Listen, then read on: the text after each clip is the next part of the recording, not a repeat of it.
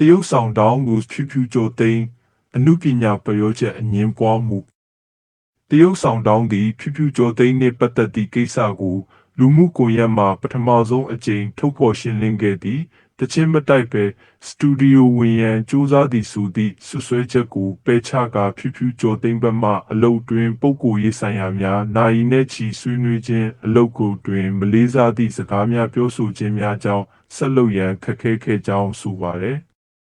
ထို့အပြင်ပေးထားသည့်အိမ်လိပ်စာသို့လိုက်လာကာ